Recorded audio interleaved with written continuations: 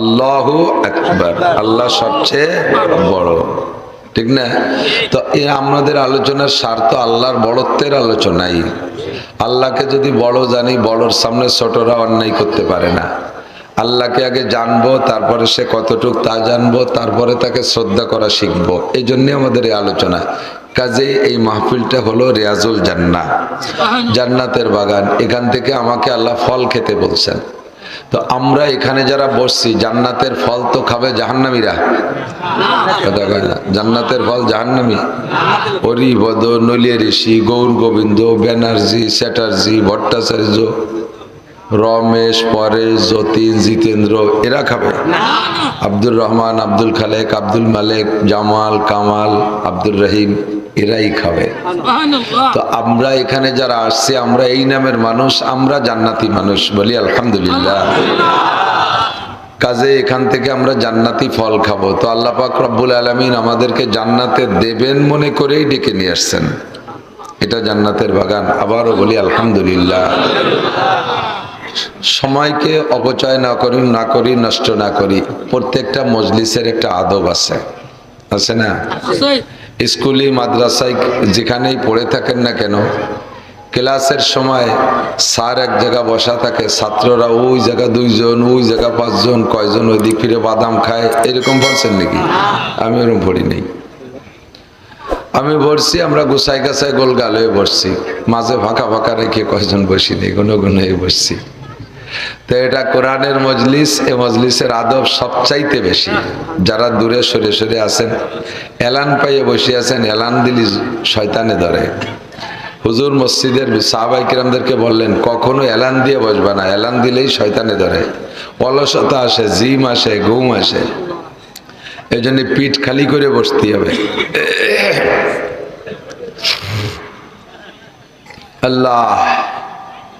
আল্লাহ পাক রব্বুল আলামিন আমাদের হিদায়াতের জন্য, ভাই খেয়াল করি, আমার শরীর খুবই খারাপ। এতটুক খারাপ হইলে অনেকেই আসে না। 5-6 দিন ধরে জ্বর, গলা বসে গেছে। সব মিলে 5-6 দিনেরও বেশি, 6 দিন 7 দিনই হচ্ছে। বগুড়া গেছে 2 তারিখে, তারপরের থেকেই এই সমস্যা। আসার দিন প্রচন্ড কুয়াশা, গাড়ি চালাইতে পারে না, জানলা দিয়ে মুখ খুলে একটু হেলপারি করছে। ওই সময় কুয়াশা নাক দিয়ে মুখ দিয়ে ঢুকিয়ে ঠান্ডা লেগে গেছে, আর তা সারতেছে না। এই জন্য আস্তে আস্তে যা 2-4 কথা বলা যায়, একটু মাথা লাগায় শোনার জন্য অনুরোধ। মন থেকে শুনতে হবে, একটু মন থেকে শুনতে হবে, অন্তর দিয়ে শুনতে হবে। আল্লাহ পাক অর্ডার করেছেন, ফাসতামিউ, অন্তরের কান দিয়ে শোনো। ফাসমাউ মানে চামড়ার কান দিয়ে শোনো, আর ফাসতামিউ মানে অন্তরের কান দিয়ে শোনো। তো এই চামড়ার কান, যেটা বাহ্যিক কান, এদের শুনলে কোনোটা মনে থাকে, কোনোটা থাকে না। আর অন্তরের কান দিয়ে শুনলে সেটাই মনে থাকে। এজন্য প্রত্যেকটা কথা খুব খেয়াল করো। জানেন না তা না, সেজন্য বলছি না, জানা কথাই বলবো। আল্লাহ পাক রব্বুল আলামিন বলেন, ওয়াজাক্কির, জাক্কির মানে জানা কথা আলোচনা করা। তবলিগের লোক আছেন নাকি? তবলিগে যাওয়া মানুষ, তবলিগের ভিতরে মুজাকারা হয় না একটা? এই মুজাকারা, জিকির, তাজকিরা, জাক্কির একই ধাতু থেকে আসছে, একই মূল শব্দ। তো আল্লাহ পাক বলেন জাক্কির। কি জাক্কির মানে? বান্দারা জানে না তা না, ওই জানা কথাগুলো আলোচনা করো। কি হবে? ফাইন্না যিকরা তানফাউল মুমিনিন। জানা কথাগুলো আলোচনা পর্যালোচনা করলে পুনরায় আমলের প্রতি মানুষের আগ্রহ বাড়ে। মানুষের ঈমান কেমন? নদী আছে নাকি আশেপাশে জানি না, না থাকলেও অনুভব করতে পারবেন। পলি মাটি, বর্ষাকালে পানি ঘোলায় যায়, এরপরে ওর ভিতরে যে কাদা পানি থাকে, কাদা থাকে পানির ভিতরে, ওইটা ধীরে ধীরে নিংড়াইয়া নিচে যায়, ওইটাকে বলে পলি। তো কোথাও কোনো গাছ যদি পড়ে থাকে নিচে, এর উপরে যদি পলি পড়ে, পর্যাপ্ত পলি পড়লে ওই গাছটা আর মাথা উঁচু করতে পারে না। তাজা গাছও যদি হয় তাহলে পলির তলে পড়ে শেষ হয়ে যায়। এই তাজা গাছটার ভিতরে তাজা আছে, যদি তাকে পুনরায় মাথা উঁচু করে দেখাইতে হয় তাহলে উপরে থেকে পলি সরাই দিতে হবে। তো আল্লাহ পাক বলেন, মোমেনের সিনার মধ্যে, কলবের মধ্যে আল্লাহ আছে, রসুল আছে, আখেরাত আছে, জান্নাত আছে, জাহান্নাম আছে, ঈমান আছে, কিন্তু জাগতিক পলি, দুনিয়ার পলি, টাকার পলি, পয়সার পলি, সংসারের পলি, রাজনীতির পলি, সমাজনীতির পলি, জাগতিক হাজারো পলি পড়ে পড়ে ওই ইমানের চারাটা তলে পড়ে যায়। তো আলোচনা করলে কোদাল দিয়ে যেন ওই পলি সরানোর মতো উপর থেকে সাফ হয়ে যায়, আবার ইমানের চারাটা জেগে ওঠে।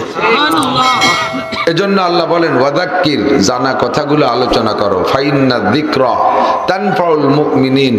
এই আলোচনার দ্বারা মুমিনের ঈমান বাড়ে, মুমিনের ঈমান বাড়ে, মুমিনের ঈমান বাড়ে। এজন্য জানা কথাগুলোই আলোচনা করব। সবচাইতে বড় কথা হলো আমরা দুইটা উদ্দেশ্যে এখানে আসি, বা আমাদের মুমিনের দুইটা উদ্দেশ্যই জীবনের টার্গেট থাকতে হবে। একটা হলো আমার জীবনে কোনো গুনাহ করব না, আর গুনাহ হয়ে গেলে তার থেকে তওবা করে ফিরে আসব। 2 নম্বর, সাধ্য অনুযায়ী অল্প সময়ের ভিতরে বেশি নেকি কামাই করে কিভাবে যাওয়া যায় সামনের দিক। এই দুইটাই হবে টার্গেট। তবে এই দুইটার ভিতরে নেকি কামাই করা সহজ, কিন্তু গুনাহ থেকে বাঁচা কঠিন। বুঝেন নাই? নেকি কামাই করা সহজ, নেকের কাজ সবই আসান। আমি হাজারো প্রমাণ দিতে পারবো ইনশাআল্লাহ। নেকের কাজ করে একেবারে আসান, প্রত্যেকটা গুনার কাজ করা কঠিন। বিবাহ করে স্ত্রী নিয়ে রাত যাপন করবেন, আনন্দ করবেন, এর প্রত্যেকটা মুহূর্তে মুহূর্তে নেকি, রিস্ক নাই, ঝুঁকি নাই, টেনশন নাই। বিবাহের আগে যেই মেয়েটা আর একটা ছেলের সাথে কথা বললে আব্বা মা কঠিন পাহারাদারি করছে, ধরা পড়লে শাসন করছে, বিবাহের পরে ওই মেয়েটা জামাইয়ের সাথে রাত না কাটাইলে শাসন করে। তুই জামাইয়ের কাছে গেলি না, তুই জামাইয়ের দ্বারে থাকলি না। কথা কন? একই কাজ এক সময় করলে সেটা অপরাধ, আর এক সময় করলে সেটা নেকি। ওই সময় করা কত রিস্ক, অন্যায় ভাবে করা কত রিস্ক, ঝুঁকি, টেনশন, বিপদ। ধরা পড়লে পিঠের চামড়া থাকবে না, বাড়ির ঠেলায় চৌরাস্তায় নিয়ে মানুষের মধ্যে জুতো মারবে। আরো বেকায়দা হয়ে গেলে তো গলায় ঝুলে দেবে, সেটুকার কলাম না। আর এখানে কত শান্তি, কত নিরাপদ। কিন্তু স্ত্রীর চাইতে মানুষের স্বভাব অন্য নারীদের সাথে কুসম্পর্ক করে সময় নষ্ট করা, সেটার মধ্যে স্বাদ বেশি পায়, অথচ রিস্ক বেশি, ঝুঁকি বেশি, টেনশন বেশি। ঠিক না? স্ত্রীকে নিয়ে রাত যাপন করলে আপনি সব কিছু থেকে ফারেক হয়ে একেবারে নির্জন যখন হবেন, বাচ্চা কাচ্চা থাকলে তাদেরকে ভিন্ন বিছানায় শোয়াই দিয়ে স্বামী স্ত্রী দুইজন যখন নিরিবিলি হবেন, একে অপরের দিকে চোখে চোখ পড়লে মুস্কি মুস্কি হাসি দিবেন, যাইয়ে সর্বপ্রথম সাক্ষাৎ মুসাফা হবে। যে বয়সী হন না কেন, আমার মুরব্বী বাবারা লজ্জা পেয়েন না, যে বয়সী হন না কেন, স্ত্রীর সাথে সর্বপ্রথম সাক্ষাতে কোন জায়গা হাত? মুসাফায় হাত। মুসাফা দিয়ে হাত দিয়ে জাকি দিলে আল্লাহ তাআলা স্বামী স্ত্রী দুইজনের হাতের থেকে সব সগীরা গুনাহ ঝাড়িয়ে সাফ করে দেয়। পক্ষান্তরে শালীর সাথে হাত ধরে জাকি দিলি কবিরা গুনাহ ঝরে যায়। স্ত্রীর হাত ধরে জাকি দিলি সগীরা জ্বলে, শালীর হাত ধরে জাকি দিলি কবিরা জ্বরে, বাবির হাত ধরে জাকি দিলি কবিরা জ্বরে, হ্যাঁ, গার্লফ্রেন্ডের ফ্রেন্ডসের হাত ধরে জাকি দিলি কবিরা জ্বরে। পাছার চামড়া থাকবে না, তুতমা ভাঙিয়ে বেলায় তো ফেরেশতারা বার হয়ে। ঠিক না? যখন দুইজন একে অপরের দিক তাকাইয়া চোখ কাট করে মুস্কি মুস্কি হাসেন, আর সে আজিমের মালিক ওই দুইজনের দিক তাকাইয়া হাসে। যুবক যুবতী যদি হয়, সময় মতো যদি হয় তা বেশি ভালো। বুড়ো কালে একটু আকর্ষণ কম হয়, ও সময় যদি বুড়ো বুড়ি একে অপরের সাথে এই আলিঙ্গন, এই মোহাব্বত ব্যক্ত করে, আল্লাহ তাআলা ফেরেশতাদের ডেকে কয়, দেখ বুড়ো কালো কি কুয়োরা হচ্ছে, দেখ। আল্লাহ মুস্কি মুস্কি হাসে। এরপরে বুকের সাথে জড়িয়ে ধরবেন, কুলাকুলি, কবিরা গুনাহ পর্যন্ত মাফ হয়ে যাবে। যখন দুইজনের স্বামী স্ত্রী কুলাকুলি করবে, আল্লাহ তাআলা রাতের ফেরেশতাদেরকে বলে, দুইজনের নূরের পর্দা দিয়ে ঘিরে দে, ঘিরে দিয়ে দুইজন আর এক দিক ফিরে থাকবি। তোরা ফেরেশতারা যে কটা আছিস, ওই ঘরে যে যেখানে আছিস, ওই দুটোর দিক চাবি না। ফজর পর্যন্ত যা করে করুক, ফিরেই তাকাবি না। ওকে আমল নামায় খালি নফল নামাজ লিখবি। কত সহজ ইনকাম করা। এই ইনকাম না করে আর একজনের ঘরের পিছনে বেত বাগানের মধ্যে যাইয়ে ঘুষ ঘুষ করে ফোন করতে চায়। পোলাবারের দাম যদি টের পায় বেতের রাস্তায় দিয়ে তোরে ছেলি ফেলাই দেবে, বাড় হইয়া খেজুরির কাটাই দিয়ে বাড়ি হবে, কথা কর না কেন? অথচ সেই জায়গার প্রতি মোহাব্বত বেশি, এই স্ত্রীর সাথে কোনো ভালোবাসা নেই। নেকের কাজ করা সহজ, টান কম, আকর্ষণ কম। গুনার কাজ করা কঠিন, অথচ সেই দিক মানুষের আকর্ষণ বেশি, ঠিক কিনা? আল্লাহু আকবার। দাড়ি রাখা সহজ না কাটা সহজ? রাখা সহজ, না কাটলি তো থাই যায়, ঠিক না? রাখার পরে সম্মান বাড়ে না কমে? সত্যি কথা বলেন। দাড়ি কাটিয়ে ফেললি বাড়ি কয়, আর রাখলি চাচা কয়। বাড়ির দাম বেশি না চাচার দাম বেশি? মুরব্বী। দাড়ি কাটিয়ে ফেললি 55 বছর বয়স যদি হয়, তারে কয় তোরা নিচেই বয়। দাড়ি রাখা 25 বছর একজন কয় কাকা চেয়ারে বসেন। বেইজ্জতির শেষ নাই দাড়ি কাটলি। রাখতে আরাম না কাটতে আরাম? রাখতে আরাম। রাখার পরে দেখেন কি সুন্দর ফোম স্প্রিং করে, পন্স। কের মুখের সাথে লাগালে সে একটু মজা পায়। কার মুখের সাথে লাগাবেন তা করছি না, কের মুখের সাথে লাগালি সে একটু তৃপ্তি পায়, মজা পায়, একটা ফোম স্পঞ্জ করে। আর একদিন দাড়ি চাষার পরে একদিন পরে একটু একটু আগা বাড়ি হয়, সিরিজ কাগজের মতো। ওই মুখ দিয়ে জারে ডালা দেবেন সে ঝুলিয়ে যাবে। তাহলে রাখায় আরাম বেশি না কাটায় আরাম বেশি? রাখা তো রাখা হয়ে গেল, কাটা লাগলো না। কাটতে কি মজা! যদি আপনি চেষ্টা পার্টি হন আর সেলুনি দাড়ি চাষান, টাকা পয়সা সেলুনে লাগে তেমন দেন না, ভালো বেলেট দিয়ে আপনার মুখ চাষবে না। আপনারে যে বেলেট দিয়ে চাষতেছে খরখর খরখর শব্দ আসছে, কয় কি এরিস, এদি ছাগল ছোলার মতো চলি যাচ্ছে, কি এরিস কি? কয় টাহা দেওয়ানে 5টা আবার নতুন বেলেট। এই বেলেট দিয়ে আগে 3 জনের দাড়ি কাটছে, পরে 2 জনের বগল ছাপ করছে, আল কাটা হয়ে গেছে বেলেটে, তাই দিয়ে দাড়ি চাষতেছে, চামড়া ঝুলিয়ে যাচ্ছে। তাহলে রাখলি তো আর এই ঝামেলা নাই, কথা কন নাই, ঠিক না? রাখলে রাখা হয়ে গেল, কত মজা। আল্লাহু আকবার। দাড়ি পুরুষের শান, কাটায় কষ্ট, সেটার প্রতি মোহাব্বত বেশি। রাখায় কষ্ট না, এর প্রতি মোহাব্বত নাই। প্রত্যেকটা নেকের কাজ করায় আরাম বেশি, আর না করার ভিতরে অশান্তি বেশি। কিন্তু তারপরে শয়তানে মানুষকে ওখানে নিয়ে একটা মজা দেখায় দেয়।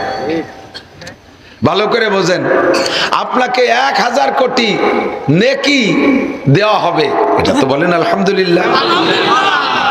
এই আলহামদুলিল্লাহ বললে 1 গাদি নেকি, একটু বলেন আল্লাহ। 4000 নেকি, লা ইলাহা ইল্লাল্লাহ মুহাম্মাদুর রাসূলুল্লাহ, 4000 নেকি। তামলাউ মা বাইনা সামাই ওয়াল আরদ। আর নেকি মানে একটু একটু বালিশ সমান। আরে বাবা, এই এক কলেমার নেকিতে আসমান জমিনের মাঝখানে সব ফাঁকা জায়গা ভরে গেছে। কি সহজ ইনকাম। তো আপনাকে এত নেকি দেয়া হবে, এই নেকি পর্যাপ্ত নেকি, অল্প আমলে আল্লাহ বেশি নেকি দেয়। এই বিশাল নেকির ভান্ডারের চাইতে আরেকটা বড় পুরস্কার বলবো, সেটা হলো 1 কোটি নেকি দেওয়ার চাইতে যদি আল্লাহ তাআলা আপনাকে একটা গুনাহ মাফ করে দেয়। 1 কোটি নেকি দেওয়ার চাইতে যদি আল্লাহ একটা গুনাহ মাফ করে দেয়, এটা আপনার বড় পুরস্কার। বুঝেন নাই? সরকারের ভালো কোনো কাজ করছেন, সরকার আপনাকে একটা পুরস্কার দেওয়ার সিদ্ধান্ত নিয়েছে। কি পুরস্কার? তুমি গরিব মানুষ, ভ্যান চালাও, রিক্সা চালাও, কোনোদিন 1000 টাকার 10 খান নোট গুছায় দেখতে পারো নাই, তোমাকে 1 কোটি টাকা দেওয়া হবে। এটা কবে দেওয়া হবে? 1 ডিসেম্বর। আবার কবে যেন কি একটা আকাম করে বসে রয়েছেন, তার একটা মামলা গুনগুন করে চলতেছে, আপনি জানেন না, পট করে সেইটার রায় হয়ে গেছে, তাতে আপনার ফাঁসির হুকুম হয়ে গেছে। ফাঁসি দেবে কবে? ডিসেম্বরের 2 তারিখ।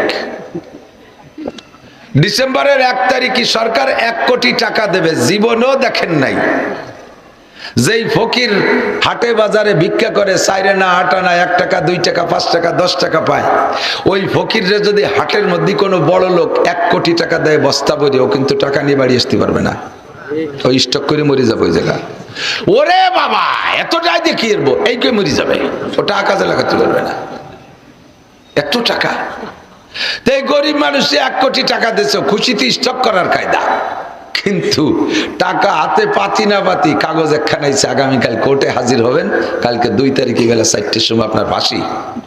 এই 1 কোটি টাকা পাইয়ে যে খুশি হয়েছিল, ফাঁসিতে সব শেষ করে দিয়েছে না, ফাঁসিতে সব হাসি কান্না করে দিয়েছে না।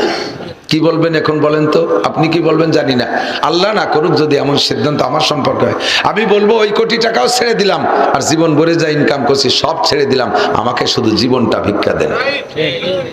বলবেন না, বলবেন না? আমি আল্লাহর কাছে নেকি চাই, নেকিরকে তুচ্ছ করছি না, তবে আল্লাহর কাছে নেকির আগে আমি একটা জিনিস চাই, আল্লাহ জীবনে গুনাহ কম করি নাই, তুমি নেকি দাও না দাও, গুনাহগুলো মাফ করে দাও। একটা গুনার বিনিময়ে জাহান্নামে থাকবেন কতদিন? 7000 বছর। আহা, 7টা বছর জেলে থাকবেন, সেই ভয়তে ইন্ডিয়া চলে গেছেন হিজরত করে পলাইয়ে। 7 বছর বাংলাদেশে জেলে থাকবেন, ওর মধ্যে আগুন দিয়ে পোড়াবে না, সাপ দিয়ে কামড়াবে না, কুত্তর দিয়ে ধাওয়াবে না, বাঘ দিয়ে থাবা থুবো দেবে না, কোনো আলাই বালাই নাই, খালি ওর মধ্যে বসে থেকে জিকির ফিকির করবা, এতে কাপ করবা, বসে বসে আল্লাহ বিল্লাহর খাবা, কামাই রোজগার লাগবে না, সবার মধ্যে পাবা। এই নিরিবিলি জেলখানায় 7 বছর থাকবো, তাই মেনে নিতে পারি না, দেশ বিদেশ পলাই চলে যাই, আর 7000 বছর জাহান্নামের আগুনে। বিশ্বাস করেন আল্লাহর কসম, আল্লাহ যদি সত্য হয়, নবী যদি সত্য হয়, আমার ওয়াজ সত্য, একটা গুনার কারণে যুবক পাগলামি করিস না, যদি দুনিয়া মাস ঘুরিয়ে আসতে তালি বালুরি মুস্তি। আল্লাহ যদি এমন হতো যে বছরে 2 মাস জাহান্নামে থাকবা, পরে 10 মাস দুনিয়ায় থাকবা, তাহলে এটা ভালো বুঝতো। কিন্তু আল্লাহ তো বড় প্রজ্ঞামান, আল্লাহ হাকিম, কোন কৌশলে জিনিসটা গোপন রাখছে তা সেই ভালো জানে। দোস্তরে, একটা গুনার কারণে 7000 বছর জাহান্নাম। সগীরা বলেন আর কবিরা বলেন, বড় গুনাহ বলেন আর ছোট গুনাহ বলেন, প্রত্যেকটা গুনাহই আল্লাহর নাফরমানি, আর এই নাফরমানির বিনিময়ে একটা গুনার কারণে 7000 বছর জাহান্নাম। একটু ভয় পান, বুঝতে পারেন? নাউজুবিল্লাহ, আরেকটু কর নাউজুবিল্লাহ। আল্লাহ আমি পারবো না, আমি এই আগুন সহ্য করতে পারবো না। পারবেন? পারবেন? আল্লাহ ওর কোনো শাস্তি আমি সহ্য করতে পারবো না, তোমার কাছে পায়ে ধরি, আল্লাহ তোমার কুদরতি কদমে পড়ি, আমি সিজদায় পড়ে মাপ চাই, আমাকে ছেড়ে দাও, আমি গুনাহ মাফ করে দাও আমার। 7000 বছর জাহান্নামে একটা গুনার কারণে। আল্লাহু আকবার। তো এর একটা গুনাহ মাফ করে দেয়া মানে কি? 7000 বছর জাহান্নাম থেকে বেঁচে যাওয়া। এবার সগীরায়ও 7000, কবিরায়ও 7000। তা পার্থক্য করে লাভ কি? সগীরা আর কবিরা হলো দেখার কারণে ছোট আর বড়, বাকি ক্ষতির দিক দিয়ে দুইটা সমান। আমি উদাহরণে বলে থাকি, এত বড় একটা সাপ, গুক্কু সাপ, গুক্কু সাপ কয়তো আমাদের, দাঁড়ার সাপ, বিষধর সাপ, কেউটে সাপ, গুক্কু সাপ, এতে কামড় দিলি দেখছি মানুষ মরে, মরে না? ছোট একটা কেউটে সাপের বাচ্চা, সে যদি কামড় দেয় তাহলে তো মরে না? ও টুকসা বুতি কি হবে, মরে মরে। মরতে টাইম কি বেশ কম লাগে? বড়ডায় কামড় দিলিও যে টাইমে মরে, ছোটডায় কামড় দিলিও সেই টাইম। কবিরা গুনায় কামড় দিলিও যে টাইম জাহান্নাম, সগীরা গুনায় কামড় দিলিও সেই টাইম জাহান্নাম। আলহামদুলিল্লাহ। ফাঁকে ফাঁকে খুশি থেকে আলহামদুলিল্লাহ, আলহামদুলিল্লাহ, জোরে কান নাউজুবিল্লাহ। এখন কি খালি কবিরা গুনার থেকে বাঁচতে হবে না সগীরার থেকেও? তো কবিরা গুনার থেকে বাঁচা কিন্তু সহজ, এদিক কবিরা গুনার থেকে বাঁচা সহজ। কবিরা মানে বড়, দেখা যায়। কবিরাটা বড় একটা সাপ, কামড় দেওয়ার আগে হাতখানি কুচুরে ফনা তোলে। সাপটা বড় হলে তার ফনাটা বড় দেখা যায়। ফনা তুলে একটা কামড় দেওয়ার আগে ফস করে একটা শব্দ করে, এই শব্দটা একটু বড় হয়, কানে আসে, আপনি আত্মরক্ষা করে জাম করে লাফ দিয়ে সরে যেতে পারেন, বাঁচা যায়। কিন্তু ছোট্ট একটা সাপ, ও বালিশের কোনার মধ্যে গুজিয়ে রয়েছে, জুতোর মাথায় যায় বসে রয়েছে, জাঙ্গের মধ্যে বেসায় রয়েছে, জামার মধ্যে বেসায় গেছে, প্যান্টের তলায় যাই দলা বলায় রয়েছে। এটা দেখাও যায় না, ওর হোশও শোনা যায় না, ওর আওয়াজও নাই। ও কোন ফাঁকে মারি দেবে, মারি দিলে তো মরিয়ে যাব। কতক্ষণ? কাজেই মারবে আবার একই টাইম। বড়টায় কামড় দিলেও যে টাইমই মরে, ছোটটায় কামড় দিলেও সেই টাইমই মরে।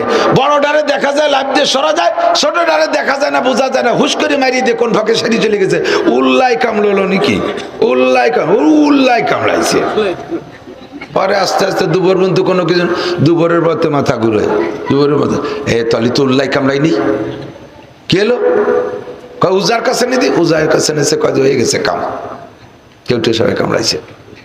আমাদের ওই পাশে বড়ফা এক গ্রাম আছে, আমার আত্মীয়, বেগুন গাছের গোড়া সাফ করতে গেছে, বেগুন গাছের গোড়ার মধ্যে ছোট্ট চিকুন সাপ, টের পাই নেই, কামড়াইছে। দুপুর পর্যন্ত ভ্রুক্ষেপ করে নাই, দুপুরের পথে নড়াচড়া কমে যাচ্ছে, এরপরে মাথা ঘুরোচ্ছে, চোখ গুলায় আসতেছে, রাত্রে উজার কাছে নেছে, নীতি শেষ। বড় ডালিটা দেখা যাইতো, তারা তেতে বাঁচত, কামড় দেশে বুঝে সেই মুহূর্তে তার বিপক্ষে চিকিৎসা নিতে পারতো। কতক্ষণ ঠিক না?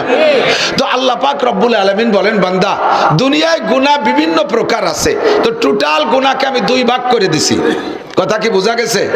আসছি এখানে নেকি হবে, নামাজ পড়ছি নেকি হবে, রোজা পড়বো নেকি রাখবো নেকি হবে, টুপি পড়বো নেকি হবে, দাড়ি রাখবো নেকি হবে, তিলাওয়াত করবো নেকি হবে, তবলিগি যাবেন নেকি হবে, চরমুনাই যাবেন নেকি হবে, হজ করবেন নেকি হবে, উমরা করবেন নেকি হবে, যাকাত দেবেন নেকি হবে, দান করবেন নেকি হবে, মসজিদ করবেন নেকি হবে, সব নেকি হবে। কিন্তু ফাঁকে ফাঁকে কবিরা আর সগীরায় আমারে কামড়াইতেই তালে আছে। এর হাতের থেকে আত্মরক্ষা একান্ত জরুরি। আল্লাহ পাক রব্বুল আলামিন বলেন, ইনতাজতানিবু কাবাইর, বান্দা তোমারে দায়িত্ব দিলাম বড় গুনাহ থেকে তুমি বাঁচো, যেটা দেখা যাবে ওটার থেকে লাভ দিয়ে সরে যাও, যেটা দেখা যাবে ওটার থেকে লাভ দিয়ে সরে যাও। ছোট যেগুলো লুঙ্গি মুঙ্গির মধ্যে, জুতো পায়জামার মধ্যে ভেসায় থাকবে, ও তুমি টের পাবা না, ওগুলো কোন ফাঁকে হয়ে যাবে, ওর থেকে বাঁচা বড় কঠিন, ওইটার দায়িত্ব আমি নিলাম। ওইটার দায়িত্ব কে নেছে? নুকাফির আনকুম সাইয়্যাতিকুম, তোমার জীবনে করে দেব। এর জন্য তওবা লাগবে না, এর জন্য তওবা লাগবে না। তুমি যদি কবিরা গুনাহ থেকে বেঁচে থাকতে পারো, তাহলে সগীরা গুনাহ থেকে মাপ চাইতে তওবা লাগবে না। আর যদি তুমি কবিরা গুনাহ থেকে বাঁচো না বাঁচো, তাহলে সগীরা গুনাহ আমি দায়িত্ব নেব না। অর্থ কি বুঝছেন? কবিরা গুনাহ থেকে যদি বেঁচে থাকো ইচ্ছাকৃত ভাবে, তাহলে সগীরা গুনাহ আমার দায়িত্বে, ওর জন্য করে তওবা লাগবে না, মাফ করে দেব। একটু সিস্টেম আছে, সেটা হলো আল্লাহ পাক বলেন, ওয়া আকিমিস সালাতা তারাফাইন নাহারি ওয়া যুলাফাম মিনাল লাইল ইন্নাল হাসানাতি ইউযহিবনাস সাইয়্যাত যালিকা যিকরা লিয-যাকিরিন।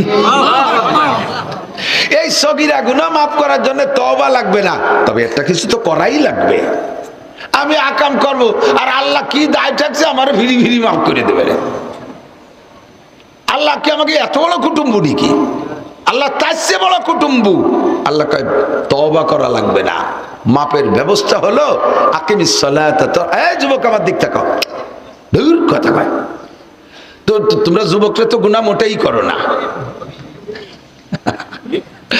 কব না, জানি সবটা কি আরো দুদু জানতে আমার বাকি নাই, ও ক্লাস পার হয়ে আইছি, আর না বুড়ো হয়ে গেছি। আল্লাহ আর আমাকে সবাই আসছিল না, এখন যেগুলো হয়েছে কতক্ষণ, আল্লাহ মাফ করুক, সবাই বলেন আমিন। আল্লাহ তো আল্লাহ পাক রব্বুল আলামিন বলেন, শর্ত হলো তুমি কবিরাত থেকে বাঁচবা, সগীরার দায়িত্ব আমি নিলাম, তবে একেবারে ফিরি না। মাপের জন্য একটা ব্যবস্থা হলো, কিছু তোমার করা লাগবে।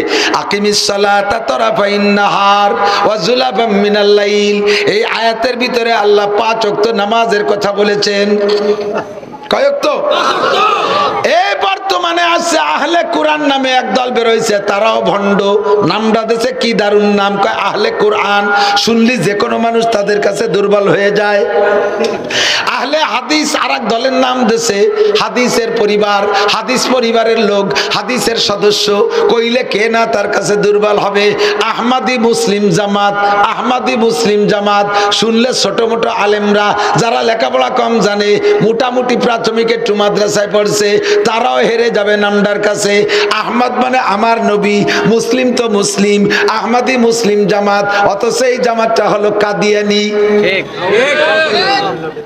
আহলে কোরআন নাম শুনলে হেরে যায়, দুর্বল হয়ে যায়। ওই গ্রুপের দাবি হলো নামাজ 3 ওয়াক্ত। ওরে পাইলে সুমো দেবেন না জুতোর বাড়ি, ওরে পাইলে সুমো দেবেন না জুতোর বাড়ি। সাড়ে হারামজাদা, আমার বাংলাদেশে আলেমের অভাব নাই। তোর মতো ফাক্কুর কাছে, তোর মতো ফটকার কাছে আমি নামাজ শিখবো না। আমার বাংলাদেশে আহমদ শফি, আমার বাংলাদেশে শাইখুল হাদিস আল্লামা আজিজুল হক, আমার বাংলাদেশে আব্দুল মালিক, আমার বাংলাদেশে মাওলানা মুফতি দেলওয়ার, আমার বাংলাদেশে মুফতি মিজানুর রহমান সাইদ, আমার বাংলাদেশে ফজলুল করিম, ফয়জুল করিম, রিজাউল করিম। কথা বলেন ঠিক কি ঠিক না? তোর মতো আইসো পাইসো আড়াই নেবারাইনের কাছে আমি নামাজের রক্ত চিনতে যাব না। আল্লাহ কয় আকিমিস সালাতা তারাফাইন নাহারি ওয়া যুলাফাম মিনাল লাইল ইন্নাল হাসানাতি ইউযহিবনাস সাইয়্যাত। আমার নবী বলেন খামসু সালাওয়াতিন ইফতারাজাহুন্নাল্লাহ, আল্লাহ তাআলা 5 ওয়াক্ত নামাজ ফরজ করেছেন। কয়? হুজুর বলেন আম্মা মানে আরে 5 ওয়াক্ত খালি মুখস্থ কই নেই। আম্মা মানে জিবরাইল ইয়ামাইন, জিবরাইল 2 দিন আইছে আমার এই 5 ওয়াক্ত নামাজের ইমামতি করে নামাজ শিখাই দিয়ে গেছে। নবী পাক আরশে আজিমে যে আল্লাহর বাড়ি যাইয়ে নামাজ নিয়ে আসছে, আনছে কিন্তু নামাজের নিয়ম জানে না। আল্লাহ কইছে 5 ওয়াক্ত পড়িও, জানেন না কিসে? মেরাজে গেছে, সর্বপ্রথম নামাজ দিয়েছে খামসিনা সালাওয়াত, 50 ওয়াক্ত। হুজুর তো খুশিতে বাগ বাগ, সব নবীর চাইতে আমার নবীর, আমার উম্মতের নামাজ বেশি দিয়েছে। খুশিতে চলে আইছে। আস্তে আস্তে 5ম আসমানে আইসা হযরত মুসা আলাইহিস সালামের সাথে দেখা। মুসা আলাইহিস সালাম তো একটু গণকথা কওয়া মানুষ। উনি পাইয়েই ইয়া মুহাম্মদ, কথা কথা কষ্ট হচ্ছে, ইয়া মুহাম্মদ বিমা জিতা মির রাব্বিক।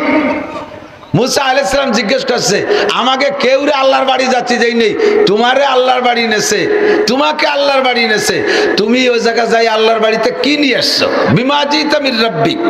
খামসিনা সালাওয়াত, 50 ওয়াক্ত নামাজ। কয় ওয়াক্ত? মুসা আলাইহিস সালাম কে লা তুতিকু উম্মাতুক ফারজি সুম্মাস্তাকিল। ফিরে যাও, তোমার ওই দুর্বল আঠুসুলা বুড়ো উম্মত ও পড়বে না, পারবে না। 50 ওয়াক্ত মানে কি? এদিক তাকান, 24 ঘন্টায় 50 ওয়াক্ত লিবারা, আধা ঘন্টা পর পর 1 ওয়াক্ত, তার চেয়ে বেশি 22-23 মিনিট পর পর 1 ওয়াক্ত। তাহলে কি আর কিছু করা যায়? ফিরে যান, তাড়াতাড়ি যান। তো হুজুরেরও সেই সময় হুশ হয়েছে, ঠিকই তো কইছে। সে খালি নামাজ পড়বেন না, সে খেজুর বাগান কোপাবে না কোন সময়, পাট বুনবে কোন সময়, পেঁয়াজ লাগাবে না কোন সময়। হুজুর চলে গেছে। আল্লাহ আমার উম্মত দুর্বল, একটু কমায় দেন। আল্লাহ আচ্ছা ঠিক আছে, আসছেন যখন 5 ওয়াক্ত কমাই দেওয়া হলো। 5 ওয়াক্ত কমাই দিছে। মেরাজের হাদিসের ভিতরে দেখবেন, সিরাতে মোস্তফা বাংলায় পাওয়া যায়, ওর মধ্যে আপনি দেখতে পারবেন সব আছে। এরপরে ফিরে আইছে, আসার পরে মুসা আলাইহিস সালামের পাশ দিয়ে হুজুর চলে আসতে, দাঁড়ান দাঁড়ান দাঁড়ান, চলে যাচ্ছেন কেন? কয় ওয়াক্ত কমাইছে? কয় যে 5 ওয়াক্ত। পারবে না, ফিরে যান। আবার গেছে, যাই এইভাবে 9 বার ফেরত দিছে। একবার 5 ওয়াক্ত কমায়। কয় ওয়াক্ত? 45 ওয়াক্ত কমাইছে। ফিরে আইছে, আসার পরে কয় আছে কয় ওয়াক্ত? কয় 5 ওয়াক্ত। আর একটা গুল্লি দেন। তো হুজুর কয় কি যে রাখতেছে তো প্রত্যেকবার 5 ওয়াক্ত হয়ে যায়, আর আছে 5 বার গেলে তো 5 রেখে দিবেন, পরে খালি এতে বাড়ি যেতে হবে না। তাই যে যা পড়ে পড়ো, না পড়ে না পড়ুক, গমিয়ে আর যাবো না। সে একেবারে খালি এতে যাওয়ার চাইতে কিছু নিয়ে যাই। 5 ওয়াক্ত নিয়ে আসছে। কয় ওয়াক্ত? 5 ওয়াক্ত নিয়ে আসছে। এবার আল্লাহ পাক রব্বুল আলামিন নবী যখন 5-এর পর খুশি হয়ে চলে আসছে, আল্লাহ পাক বলেন লা তাবদীলা লিকালিমাতিল্লাহ, আমি যাহা বলি তাহা পরিবর্তন করি না। আমি যাহা বলি তা পরিবর্তন করি। কাজে আমি 50 বলেছি, 50ই তোমার নাম উম্মতের জন্য বরাদ্দ। 5 পড়বে, আর মানজাবিল হাসানা ফালাহু আশরু আমসালিহা। তোমার উম্মতের পার্সোনালিটি, তোমার উম্মতের পার্সোনালিটি হিসেবে একটা ব্যবস্থা রেখেছি। তোমার উম্মত যে কোনো নেক কাজ করবে, একটা করলে তার 10 গুণ নেকি দেওয়া হবে। 5 ওয়াক্ত পড়বে, 5-10 কে 50 ওয়াক্তের সওয়াব দেয়া। নামাজ কয় ওয়াক্ত? আর ওরা কয় 3 ওয়াক্ত। 3 ওয়াক্ত। একটু কন্যা নাউজুবিল্লাহ। তো দোস্ত, এই এত আহাল আর এত পার্টি ঝামেলা বাঁধাইতেছে, আমাদের নামাজ 5 ওয়াক্ত, ঠিক কি ঠিক না? তা আহলে কোরআন বলেন, আহলে হাদিস বলেন, আর আহলে কি বলে কাদিয়ানি বলেন, যাই বলেন, সব বাংলাদেশে তোমাদের কাছ থেকে আমরা মাসালা শুনতে চাই না। আমার দেশে বহুত বড় উলামায়ে কেরাম আছে, ঠিক কি ঠিক না? খামসু সালাওয়াত, 5 ওয়াক্ত নামাজ, আমি বহুবার দেখাইছি, এখানে দেখাইছি কিনি মনে নাই, হাতটারে আঙ্গুল এমন করে ফাঁকা করলে আঙ্গুলের ফাঁকার সেটিং যেমন হয় 5 ওয়াক্ত নামাজের ফাঁকার সেটিং এরকম। জি, এইটা ফজরের নামাজ, এইটা জোহর, আসর, মাগরিব, ঈশা, 5 আঙ্গুলের মাথায় 5 ওয়াক্ত। এইটার থেকে এইটার দূরত্ব যতটুক, এইটার থেকে এইটার দূরত্ব তার চেয়ে একটু কম। এইটা ফজর, এইটা জোহর মাঝারি ফাঁকা, আসর, মাগরিব, ঈশা ছোট ছোট ফাঁকা, ঠিক না? এইটা যদি ফজর হয় আর এইটা যদি ঈশা হয় আর এভাবে যদি ওয়াক্তের ডিসটেন্স বানাই, তাহলে ঈশার পরে আবার ফজর, তো এইটা ঈশার পরে সারা রাতে একটা লম্বা ফাঁকার পরে ফজর, সবচেয়ে বড় গ্যাপ। আল্লাহ রাসূল বলেন আসসালাওয়াতুল খামস, তোমার সগীরা গুনাহ maaf করে দেওয়ার জন্য আল্লাহ যে সিস্টেম রেখেছে 3টে ইবাদত। বলেন কয়টা? 1 নম্বরে, আরে বাতাস দিও না, ঘামতে থাকবো, একটু নাচতেও না, একটু কইতো মাঝে মাঝে। আল্লাহ নবী প্রচন্ড শীতের সময় যদি হুজুরের পর ওহি আসতো, হুজুর ঘামিয়ে যাইতেন সারা গা। কাজেই আমরাও কোরআনের বয়ান করার সময় ঘামিয়ে যাবো, এটা ওহির বরকত। বাতাস নিয়ে ঠান্ডা করা যাবে না, আমার গলা বসে যায়। আল্লাহ 3টে ইবাদতের মাধ্যমে তোমার ফাঁকের সব সগীরা গুনাহ মাফ করা হবে। এর জন্য তওবা করা লাগবে না, এর জন্য তওবা করা লাগবে না। 1 নম্বরে আসসালাওয়াতুল খামস, 5 ওয়াক্ত নামাজ। প্রত্যেক 2 নামাজের মাঝখানে যত সগীরা গুনাহ হবে সব সগীরা গুনাহ 2 নামাজে খেয়ে ফেলে। 1 নম্বর 5 ওয়াক্ত নামাজ। 2 নম্বরে আল জুমুআতু ইলাল জুমুআহ, গত জুমায় নামাজ পড়েছেন, আজকে গেল রবিবার, আগামী 4 দিন পরে আসবে আবার জুমার নামাজ। হুজুর বলেন ওয়াল জুমুআতু ইলাল জুমুআহ, গত জুমায় নামাজ পড়েছো, আগামী জুমায় আবার নামাজ পড়বা। মাঝখানে 6 দিনে যত সগীরা গুনাহ হবে সব 2 জুমায় শেষ করে দেয়। 3 নম্বর ইবাদত ওয়া রমাদান ইলা রমাদান, গত রমজানে রোজা রেখেছো বান্দা, আগামী রমজানে আবার রোজা রাখবা, বেঁচে থাকলে নিয়ত আছে রোজা রাখবো। এই 2 রমজানের মাঝখানে 11 মাস, কয় মাস? মোট বছরে 12 মাস, রমজান বাদ দিলে 11 মাস, রমজান টু রমজান মাঝখানে 11 মাস। এর এই 11 মাসে যত যুবক আমার দিক যদি কয় বাদাম দেওয়া হবে, তালিয়ে শুনে লাফাইয়ে গোপাল বিড়ি দেবো, লাভ দিয়ে চলে আসবে। ভালো রেশন। গত রমজানে রোজা রেখেছ, আগামী রমজানে আবার রোজা রাখবা, মাঝখানে 11 মাসে সগীরা গুনাহ হতে পারে কিনা? জোরে বলেন পারে। এর থেকে কোনো তওবা করা লাগবে না। 2টা রমজানে রোজা রাখলে মাঝখানের 11 মাসের সব সগীরা গুনাহ মাফ। শর্ত হলো ইনতাজতানিবু কাবায়ের, ইনতাজতানিবু কাবায়ের। যদি আপনি কবিরা গুনাহ ছাড়েন তাহলে এই ইবাদতের মাধ্যমে সগীরা গুনাহ মাফ হবে। ওদিকে আপনি পাইকারি দরে কবিরা গুনাহ করে যাচ্ছেন, আবার এই 2-3 প্রকারের ইবাদতও করতেছেন। এই 3 প্রকারের ইবাদতে তখন কার্যকারী হবে না, মাঝখানের সগীরা মাফ হবে না। শর্ত হলো কবিরা আপনার ছাড়তে হবে, এরপরে 3 প্রকারের ইবাদত, মাঝখানের গ্যাপের সব সগীরা গুনাহ মাফ। বাঙালিরা বড় চালাক, কয় 2 রমজানে রোজা রাখলে যদি মাঝখানের 11 মাসের সগীরা গুনাহ মাফ হয়, তাই তো ওক্তীয় নামাজও তার পেটের মধ্যে আছে, অত ঘোড়া লাগে না। জুমার নামাজও তো 11 মাসের মধ্যে, আরে 2 রমজানে রোজা রাখলে 11 মাসের সগীরা গুনাহ মাফ, তাই মাঝে জুমার নামাজ আর ওক্তীয় নামাজ তো লাগতেছে না। হুজুর কয় তোমার চাইতে আমরা চালাক কম না, আমি ইবাদতের সিরিয়ালটা রাখছি কি 2 রমজানে কাজ করার জন্য মাঝখানে লাগবে 52টা জুমা, 2 জুমায় কাজ করার জন্য লাগবে মাঝখানে 7 দিনে বা 6 দিনে 5 ওয়াক্ত নামাজ।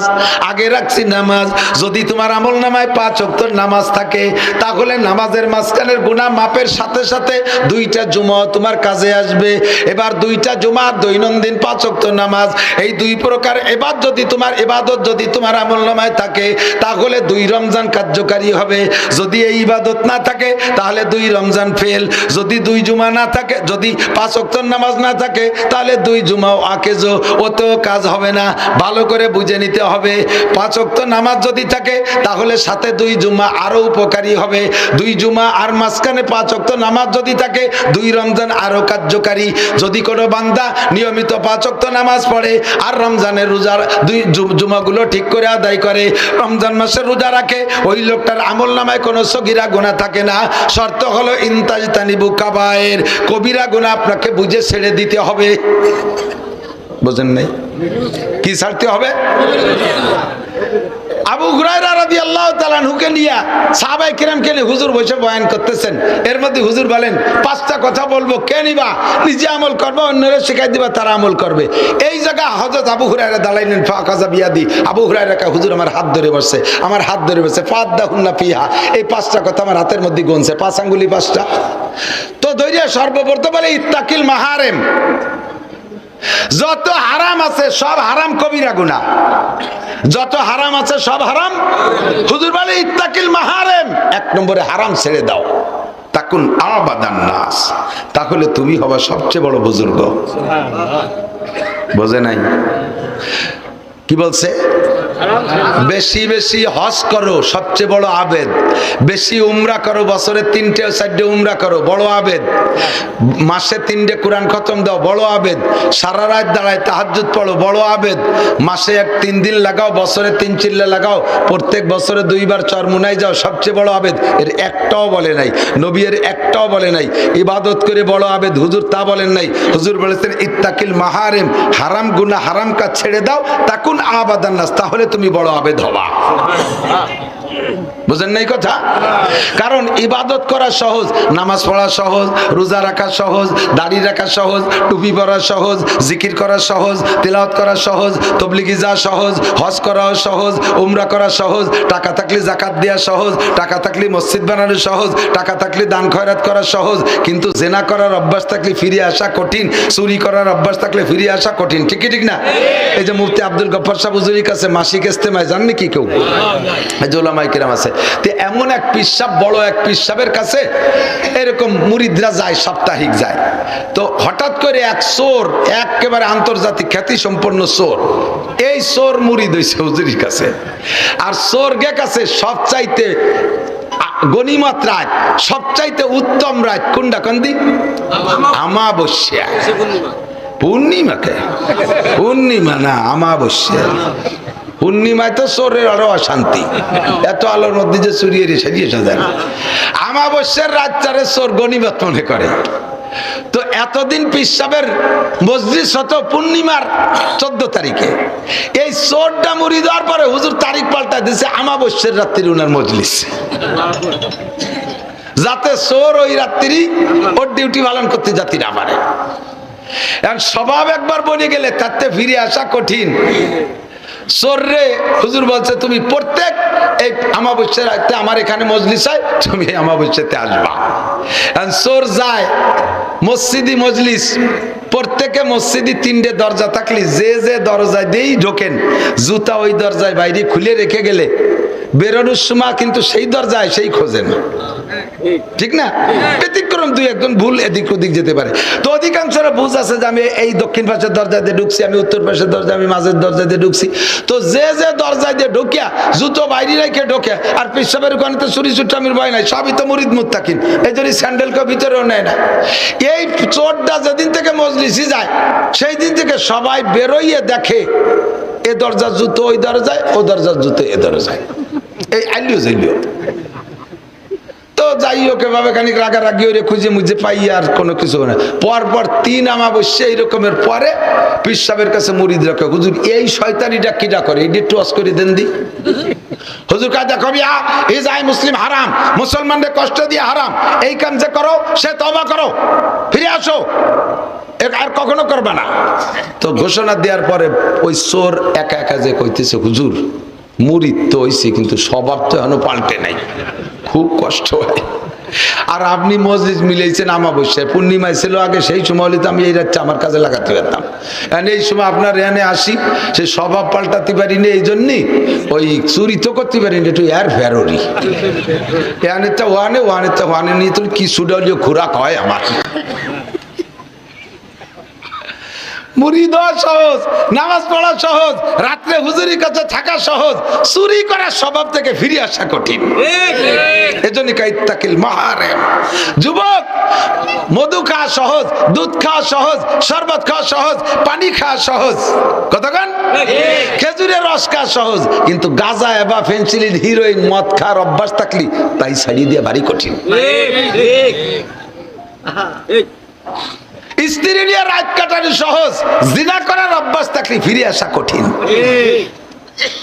আজকেও গেছিলাম গোপালগঞ্জে, আমাদের গোপালগঞ্জে নগদে কয়েকজন অফিসার আসছে, সিনিয়র, খুব ভালো, বিশেষ করে ডিসি স্যার। উনি বললেন আমি অমুক দিন ফজরের নামাজ পড়ছি চন্দ্রদিঘিলি মাদ্রাসায়। মানে আমি মনে করছি যে যাতায়াতের পথে পেঁচে গেছে, তাই কয় না, আমি গোপালগঞ্জে থাকি, ফজর পড়ছি চন্দ্রদিঘিলে যাইয়া, অমুক দিন ফজর পড়ছি ভবানীপুর মাদ্রাসায় যে, অমুক দিন নীলের মাঠ মাদ্রাসায় যে পড়ছি, অমুক দিন ডুমদে মাদ্রাসায় পড়ছি। আমি দাওয়াত দিছি, স্যার আমার মাহফিলে আসেন, এই দাওয়াত দিতেই গেছি। তো উনি বলতেছেন যে আমি সেদিন গেলাম, তবে যেদিন যাব সেদিন ফজরের সময় যাব। আমার গাড়িটা আমি দূরে রাখি, আমার গাড়িটা দূরে রাখি। আমার গাড়ি দেখে, ডিসির গাড়ি দেখলে টের পাবে, আমার সম্মানের সাথে ইস্তেকবাল করবে। যুব্য পরা, এত বড় দাড়ি, যুবক মানুষ, একটা দাড়িও পাকে নাই। যারা দেখছেন তারা সত্য কথা সাক্ষী দেন। তো আরো এরকম কয়েকজন অফিসার আসছে, আইসেই ডিসি সাহেব বাদে বাকি যে কয়জন আসছে এই জাতীয় ধার্মিক আলেম অফিসার সবাই আমার মাদ্রাসায় আমার সাথে সাক্ষাৎ করে আসছে। বলে যে হুজুর, আমরা যারা সরকারি চাকরি করি আমাদের সরকার একটা বেতন ধার্য করে রাখছে, ব্যক্তি পার্থক্যে বেতনের পার্থক্য। তো আমরা এই বেতনটারে হালাল করার জন্যই মনে করি যে এই চেয়ারটায় বসাই আমার বেতন হালালের কারণ। চেয়ারে বসবো, বেতনটা হালাল, বাকি আমার কামাই করতে হবে কাজের বিনিময়ে মানুষের কাছ থেকে। কি কইছি টের পান নাই? যা কামাই করবো, কেউ খাতায় সই দিয়ে কাগজে সই করাতে আনবে, সইর বিনিময়ে 1 লাখ, এর বিনিময়ে 1 লাখ, ওর বিনিময়ে 50,000, এ জায়গায় 10,000, এগুলো হলো আমার কাজের বিনিময়। আর আমার যে বেতনটা পাই ওটা হলো চেয়ারের ফজিলাতে পাই, ওটাতে এমনি আমার ব্যাংকে ঢুকে যায়, এটা আমার পারিশ্রমিক না। আমার পারিশ্রমিক হলে পরিশ্রম করে হাতে হাতে কামাই করে নেবো। সমস্ত কর্মচারী এই বুঝে রেছে, তার নামই হলো ঘুষ। বেতন যেটা, এটা আমি কাজ না করি এই চেয়ারে যদি বসে থাকি অনায়াসে ঢুকে যায়। কাজে আমার বেতনটা আমার পরিশ্রমের বিনিময় না, এটা আমার চেয়ারের বিনিময়। আর পরিশ্রমের বিনিময়টা আমি মানুষের কাছে আদায় করে নেই, এইটা আমি হালাল মনে করি, এতে আমাকে ধ্বংস করে দিয়েছে। ছোট থেকে বড় সব ঘুষখোর, পিওর ভালো মানুষ কেউ নাই। সকলে জানে বেতনটা তো অনায়াসে ঢুকবেই অ্যাকাউন্টে, মাসের 1 তারিখে 2 তারিখে ঢুকেই যাবে। আমি 3-4 তারিখে বের করে নিয়ে আসবো, বা সেদিনও আনতে পারি, কিন্তু আমাকে ইনকাম করতে হবে ঘুষ খাইয়া। ঘুষের একবার অভ্যাস যার হয়ে গেছে, সে বেতনে তৃপ্তি পাবে না কোনোদিন, সে কোনোদিনও বেতনে তৃপ্তি পাবে না। লক্ষ কোটি টাকাও যদি বেতন দেয় তবুও বেতনে তৃপ্তি পাবে না, তার ঘুষ খাইতেই হবে। সুদ খেয়ে যে একবার অভ্যস্ত হয়ে গেছে, ব্যবসার টাকায় সে তৃপ্তি পাবে না, কথা কয় না, ওর সুদ খাইতেই হবে। কি সুখী, কত সুযোগ, সদ্ব্যবহার, সহজের ইনকাম। 5 লাখ টাকা লাগাই দিছে, জায়গায় বসে অনাসে মাসে 50,000 টাকা আসতে তালে দিছে, নিরিবিলি বসে খাবে, মাঝে মাঝে ওই টাকা দিয়ে হজ করবে, উমরা করবে, আল্লাহ বিলে করবে, মসজিদি দেবে, কুরবানি করবে। আল্লাহ কয় বদমায়েশ, তুই ওই সুদে টাকা দিয়ে জন্য মক্কা আসিস না, তোর জুতো দিয়ে বাইরে হোক। হ্যাঁ, সুদের পচা কুইয়ে গন্ধ পুরো মক্কা মদিনারে নষ্ট করে ফেলাই দেয়। তোর সুদে টাকা মসজিদে দিবি না, আমার মসজিদ তোর সুদে টাকার কাছে ঠেকানা, আমার মাদ্রাসা তোর ঘুষের টাকা ঠেকানা। বেতন পায় 25,000 30,000 টাকা, মসজিদ বানাতি 10 লাখ টাকা দেয়। তুমি এই টাকা পাইছো কোনে দুদু? হ্যাঁ, আর তোমার আলাদা অ্যাকাউন্টে আল্লাহ হটায় দেয়, খাটের তলে ডুয়ে বস্তা করে থুয়ে যায়। এ টাকা পাও কোথায়? লা সাদকাতা মিন গুলুলিন। ভালো করে মনে রাখবেন, ইনতাজতানিবু কাবায়ের, যত কবিরা গুনাহ আছে জানতেকের বাকি নাই। আইলঠেলা কবিরা গুনাহ, জাল দলিল কবিরা গুনাহ, কথা না কেন? মিথ্যে সাক্ষী কবিরা গুনাহ, মিথ্যে মামলা কবিরা গুনাহ। হয়রানি করেন না মানুষকে। গীবাত করা কবিরা গুনাহ, গীবাত করা কবিরা গুনাহ। কিছু কিছু কবিরা গুনাহ আল্লাহর সাথে সম্পৃক্ত, ওগুলোর থেকে অবশেষে আস্তাগফিরুল্লাহ পড়লে আল্লাহ ক্ষমা করে দেওয়ার ওয়াদা করেছেন। কিন্তু যেই কবিরা গুনাহগুলো মানুষের হকের সাথে জড়িত, আল্লাহ পাক ক্ষমা করতে পারবে না। ওইটা মানুষের ক্ষমা করতে হবে। যার হক নষ্ট করেছেন তার কাছ থেকে ক্ষমা চেয়ে আসতে হবে, অথবা তারে পরিশোধ করতে হবে। নইলে কিন্তু খবর আছে, ভালো করে জেনে নেন, প্রত্যেক 2 পয়সার বিনিময়, প্রত্যেক 2 পয়সার বিনিময় 100 পয়সায় 1 টাকা, 100 পয়সায় 1 টাকা, 2 পয়সার বিনিময়ে 700 রাকাত নামাজ দেওয়া লাগবে। 2 পয়সার বিনিময়ে 700 রাকাত নামাজ দেওয়া লাগবে। নামাজ শেষ দিন আর শোধ হইতে পারেন নাই, রোজা ধরে টান দেবে। রোজা শেষ দিন আর শোধ হয় নাই, অন্য কি নেকি আছে তাই ধরে টান দেবে। সব পরিশোধ সব দেওয়ার পরও যদি দিনা তাইকা যায়, তাহলে ওই পাওনাদারের যত গুনাহ আছে ওই গুনাহগুলো তোমার আমল নামায় ঢুকবে। তুমি যতই নেককার হও না কেন, গুনাহ নিয়ে জাহান্নামে চলিয়া যাইবা।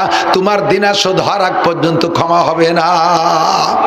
বাসের ভাড়া ফাঁকি দিয়েছো, খেয়া নৌকার ভাড়া ফাঁকি দিয়েছো, আদম ব্যাপারীরা আছে না, আদম ব্যাপারী বিদেশে লোক পাঠায়, লক্ষ লক্ষ টাকা নিয়ে গরিব মানুষে ভিটে ছাড়া করে বস্তিতে নামায় দেশে। লাস্টে যে টাকাগুলো মারিয়ে দিয়ে পলাইছে তারে বিদেশ পাঠায় না। দুনিয়ায় সাইরা গেলি কিয়ামতে আল্লাহর কাছে ধরা খা লাগবে। চেয়ারম্যান সাহেব, মেম্বার সাহেবরা জাতির হক মারিয়ে খাইছো, করোনা ভাতা মারিয়ে খাইছো, আরে ভিজিএফ কাট করতে করতে যে টাকা খাইছো, পঙ্গু ভাতা বিধবা ভাতা করে দিতে টাকা খাইছো, বয়স্ক ভাতা করে দিতে টাকা খাইছো। এই টাকাগুলো হারাম টাকা খাইছো। হারাম খাইয়ে সন্তান জন্ম দিলে ওই সন্তান ভালো হয় না। হারাম খাইয়ে ইবাদত করলে কবুল হয় না। হারাম খাইয়ে মোনাজাত করলে কবুল হয় না। হারাম পেটের মধ্যে ঢুকাইছো একেবারে রাইফেলের গুলির মতো। 1 টাকা ঢুকলে 100 টাকা নিয়ে বেরোয় যাবে। বাল্ব নিয়ে বেরোবে, কিডনি নিয়ে বেরোবে, লাংস নিয়ে বেরোবে, হার্ট নিয়ে বেরোবে, ডায়াবেটিস নিয়ে বেরোবে, আলসার নিয়ে বেরোবে, ক্যান্সার নিয়ে বেরোবে। বউ বেরোয় চলে যাবে, মাইয়ে চলে যাবে। 1 মাইয়ে 3 ছেলের সাথে, 1 ছেলেতে একবারে 5টা 6টা মাইয়ে ধামলা নিয়ে ঘরে উঠবে। যত প্রকার আপদ বিপদ বালা মুসিবত সব তোমার আসার কারণ হলো হারাম টাকা। কতক্ষণ হারাম খালি এই করে না, গীবত করা হারাম। গীবত বোঝেন? আমি মাওলানা নাসির একটা অন্যায় করেছি, আপনারা 2-4 জন মানুষ জানেন, দুনিয়ার কেউ জানে না। ভুল করে ফেলাইছি, আপনাদের সামনে আমি লজ্জিত। আমাকে দুনিয়ার মানুষের সম্মান দেয়, আমার এই সম্মানটা আপনার ভালো লাগে না। নেকি কামাই করা সহজ, নেকের কাজ সবই আসান। আমি হাজারো প্রমাণ দিতে পারবো ইনশাআল্লাহ। নেকের কাজ করে একেবারে আসান, প্রত্যেকটা গুনার কাজ করা কঠিন। বিবাহ করে স্ত্রী নিয়ে রাত যাপন করবেন, আনন্দ করবেন, এর প্রত্যেকটা মুহূর্তে মুহূর্তে নেকি। রিস্ক নাই, ঝুঁকি নাই, টেনশন নাই। বিবাহের আগে যেই মেয়েটা আর একটা ছেলের সাথে কথা বললে আব্বা মা কঠিন পাহারাদারি করছে, ধরা পড়লে শাসন করছে, বিবাহের পরে ওই মেয়েটা জামাইয়ের সাথে রাত না কাটাইলে শাসন করে। তুই জামাইয়ের কাছে গেলি না, তুই জামাইয়ের দ্বারে থাকলি না। কথা কন? একই কাজ এক সময় করলে সেটা অপরাধ, আর এক সময় করলে সেটা নেকি। ওই সময় করা কত রিস্ক, অন্যায় ভাবে করা কত রিস্ক, ঝুঁকি, টেনশন, বিপদ। ধরা পড়লে পিঠের চামড়া থাকবে না, বাড়ির ঠেলায় চৌরাস্তায় নিয়ে মানুষের মধ্যে জুতো মারবে। আরো বেকায়দা হয়ে গেলে তো গলায় ঝুলোই দেবে, সেটুকার কলাম না। আর এখানে কত শান্তি, কত নিরাপদ। কিন্তু স্ত্রীর চাইতে মানুষের স্বভাব অন্য নারীদের সাথে কুসম্পর্ক করে সময় নষ্ট করা, সেটার মধ্যে স্বাদ বেশি পায়, অথচ রিস্ক বেশি, ঝুঁকি বেশি, টেনশন বেশি। ঠিক না? স্ত্রীকে নিয়ে রাত যাপন করলে আপনি সব কিছু থেকে ফারেক হয়ে একেবারে নির্জন যখন হবেন, বাচ্চা কাচ্চা থাকলে তাদেরকে ভিন্ন বিছানায় শুয়াই দিয়ে স্বামী স্ত্রী 2 জন যখন নিরিবিলি হবেন, একে অপরের দিকে চোখে চোখ পড়লে মুস্কি মুস্কি হাসি দিবেন, যাইয়ে সর্বপ্রথম সাক্ষাৎ মুসাফা হবে। যে বয়সী হন না কেন, আমার মুরব্বী বাবারা লজ্জা পেয়েন না, যে বয়সী হন না কেন স্ত্রীর সাথে সর্বপ্রথম সাক্ষাতে কোন জায়গা হাত, মুসাফায় হাত। মুসাফা দিয়ে হাত দিয়ে জাকি দিলে আল্লাহ তাআলা স্বামী স্ত্রী 2 জনের হাতের থেকে সব সগীরা গুনাহ ঝাড়িয়ে সাফ করে দেয়। পক্ষান্তরে শালির সাথে হাত ধরে জাকি দিলি কবিরা গুনাহ জ্বলে যায়। স্ত্রীর হাত ধরে জাকি দিলি সগীরা জ্বলে, শালির হাত ধরে জাকি দিলি কবিরা জ্বলে, বাবির হাত ধরে জাকি দিলি কবিরা জ্বলে, হ্যাঁ গার্লফ্রেন্ডের ফ্রেন্ডসের হাত ধরে জাকি দিলি কবিরা জ্বলে, পাছার চামড়া থাকবে না, তুতমা ভাঙিয়ে বেলায় তো ফেরেশতারা বার হয়ে। ঠিক না? যখন দুইজন একে অপরের দিক তাকাইয়া চোখ কাট করে মুসকি মুসকি হাসেন, আর সে আজিমের মালিক ওই দুইজনের দিক তাকাইয়া হাসে। যুবক যুবতী যদি হয়, সময় মতো যদি হয় তা বেশি ভালো। বুড়ো কালে একটু আকর্ষণ কম হয়, ও সময় যদি বুড়ো বুড়ি একে অপরের সাথে এই আলিঙ্গন এই মোহাব্বত ব্যক্ত করে, আল্লাহ তাআলা ফেরেশতাদের ডেকে কয়, দেখ বুড়ো কালেও কি কুয়োরা হচ্ছে, দেখ। আল্লাহ মুস্কি মুস্কি হাসে। এরপরে বুকের সাথে জড়িয়ে ধরবেন, কুলাকুলি, কবিরা গুনাহ পর্যন্ত মাফ হয়ে যাবে। যখন দুইজনের স্বামী স্ত্রী কুলাকুলি করবে, আল্লাহ তাআলা রাতের ফেরেশতাদেরকে বলে, দুইজনের নূরের পর্দা দিয়ে ঘিরে দে, ঘিরে দিয়ে দুইজন আর এক দিক ফিরে থাকবি। তোরা ফেরেশতারা যে কটা আছিস, ওই ঘরে যে যেখানে আছিস, ওই দুটোর দিক চাবি না। ফজর পর্যন্ত যা করে করুক, ফিরেই তাকাবি না। ওকে আমল নামায় খালি নফল নামাজ লিখবি। কত সহজ ইনকাম করা। এই ইনকাম না করে আর একজনের ঘরের পিছনে বেত বাগানের মধ্যে যাইয়ে ঘুষ ঘুষ করে ফোন করতে চায়। পোলাবারের দাম যদি টের পায়, বেতের আশ্রয় দিয়ে তোরে ছেলি ফেলাই দেবে, বাড় হইয়ে খেজুরি কাটাই দিয়ে বাড়ি হবে, কথা কর না কেন? অথচ সেই জায়গার প্রতি মোহাব্বত বেশি, এই স্ত্রীর সাথে কোনো ভালোবাসা নেই। নেকের কাজ করা সহজ, টান কম, আকর্ষণ কম। গুনার কাজ করা কঠিন, অথচ সেই দিক মানুষের আকর্ষণ বেশি। ঠিক না? আল্লাহু আকবার। দাড়ি রাখা সহজ না কাটা সহজ? রাখা সহজ, না কাটলি তো থাই যায়। ঠিক না? রাখার পরে সম্মান বাড়ে না কমে? সত্যি কথা বলেন। দাড়ি কাটিয়ে ফেললি বাড়ি কয়, আর রাখলি চাচা কয়। বাড়ির দাম বেশি না চাচার দাম বেশি? মুরব্বী। দাড়ি কাটিয়ে ফেললি 55 বছর বয়সও যদি হয়, তারে কয় তোরা নিচেই বয়। দাড়ি রাখা 25 বছর একজন কয় কাকা চেয়ারে বসেন। বেইজ্জতির শেষ নাই দাড়ি কাটলি। রাখতে আরাম না কাটতে আরাম? রাখতে আরাম। রাখার পরে দেখেন কি সুন্দর ফোম স্প্রিং করে, পন্স। কের মুখের সাথে লাগালে সে একটু মজা পায়, কার মুখের সাথে লাগাবেন তা করছি না, কের মুখের সাথে লাগালি সে একটু তৃপ্তি পায়, মজা পায়, একটু ফোম স্পঞ্জ করে। আর একদিন দাড়ি চাষার পরে একদিন পরে একটু একটু আগা বাড়ি হয়, সিরিজ কাগজের মতো। ওই মুখ দিয়ে জারে ডালা দেবেন, সে ঝুলিয়ে যাবে। তাহলে রাখায় আরাম বেশি না কাটায় আরাম বেশি? রাখা তো রাখা হয়ে গেল, কাটা লাগলো না। কাটতে কি মজা। যদি আপনি শেষরা পার্টি হন আর সেলুনি দাড়ি চাষান, টাকা পয়সা সেলুনে লাগে তেমন দেন না, ভালো বেলেট দিয়ে আপনার মুখ চাষবে না। আপনারে যে বেলেট দিয়ে চাষতেছে, খরখর খরখর শব্দ আসছে, কয় কি এরিস, যদি ছাগল ছোলার মতো চলি যাচ্ছে, কি এরিস কি? কয় টাহা দেওয়ানে 5টা আবার নতুন বেলেট। এই বেলেট দিয়ে আগে 3 জনের দাড়ি কাটছে, পরে 2 জনের বগল সাফ করছে, আল কাটা হয়ে গেছে বেলেটে, তাই দিয়ে দাড়ি চাষতেছে, চামড়া ঝুলিয়ে যাচ্ছে। তাহলে রাখলি তো আর এই ঝামেলা নাই। জেনা করার অভ্যাস থাকলে ফিরে আসা কঠিন, চুরি করার অভ্যাস থাকলে ফিরে আসা কঠিন। ঠিকই ঠিক না? এই যে মুফতি আব্দুল গফফার সাহেব হুজুরির কাছে মাসিক ইস্তেমায় যান নাকি কেউ? এই যে ওলামায়ে কেরাম আছে, তো এমন এক পীর সাহেব, বড় এক পীর সাহেবের কাছে এরকম মুরিদরা যায়, সাপ্তাহিক যায়। তো হঠাৎ করে এক চোর, একেবারে আন্তর্জাতিক খ্যাতি সম্পন্ন চোর, এই চোর মুরিদ হইছে হুজুরির কাছে। আর চোর গে কাছে সবচাইতে গনিমত রাত, সবচাইতে উত্তম রাত কোনটা কন্দি? আমাবস্যা। পূর্ণিমাকে? পূর্ণিমা না, আমাবস্যা। পূর্ণিমায় তো চোরের আরো অশান্তি, এত আলোর মধ্যে যে চুরিয়ে সাজিয়ে সাজায়। আমাবস্যার রাতটারে চোর গনিমত মনে করে। তো এতদিন পীর সাহেবের মজলিস হতো পূর্ণিমার 14 তারিখে। এই চোরটা মুড়ি দেওয়ার পরে হুজুর তারিখ পাল্টা দিয়েছে আমাবস্যার রাত্রি উনার মজলিস, যাতে চোর ওই রাত্রি ওর ডিউটি পালন করতে যাতে না পারে। স্বভাব একবার বনে গেলে তাতে ফিরে আসা কঠিন। চোররে হুজুর বলছে তুমি প্রত্যেক এই অমাবস্যার রাতে আমার এখানে মজলিস হয়, তুমি অমাবস্যাতে আসবা। চোর যায় মসজিদি মজলিস, প্রত্যেকে মসজিদি 3টে দরজা থাকলে যে যে দরজায় দিয়েই ঢোকেন, জুতা ওই দরজায় বাইরে খুলে রেখে গেলে বেরোনোর সময় কিন্তু সেই দরজায় সেই খোঁজে না, ঠিক না? ব্যতিক্রম দুই একজন ভুল এদিক ওদিক যেতে পারে।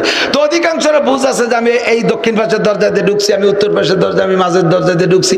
তো যে যে দরজা দিয়ে ঢুকিয়া জুতো বাইরে রেখে ঢোকে, আর পেশাবের ওখানে তো চুরি চুট্টামির ভয় নাই, সবই তো মুরিদ মুত্তাকিন, এই জন্য স্যান্ডেলকে ভিতরেও নেয় না। এই চোরটা যেদিন থেকে মজলিসে যায় সেই দিন থেকে সবাই বেরোইয়ে দেখে এ দরজার জুতো ওই দরজায়, ও দরজার জুতো এ দরজায়, এই আইলিও যাইলিও। তো যাই হোক এভাবে খানিক রাগারাগি ওরে খুঁজে মুজে পাই, আর কোনো কিছু না। পরপর 3 অমাবস্যা এইরকমের পরে পীর সাহেবের কাছে মুরিদ রাখে, হুজুর এই শয়তানিটা কিটা করে, এইটা একটু অস করে দেন দি। হুজুর কাজ দেখবি এই যাই মুসলিম হারাম, মুসলমানদের কষ্ট দিয়ে হারাম, এই কাম যে করো সে তওবা করো, ফিরে আসো, আর কখনো করবে না। তো ঘোষণা দেওয়ার পরে ওই চোর একা একা যে কইতেছে, হুজুর মুরিদ তো হইছে কিন্তু স্বভাব তো এখনো পাল্টে নাই, খুব কষ্ট হয়।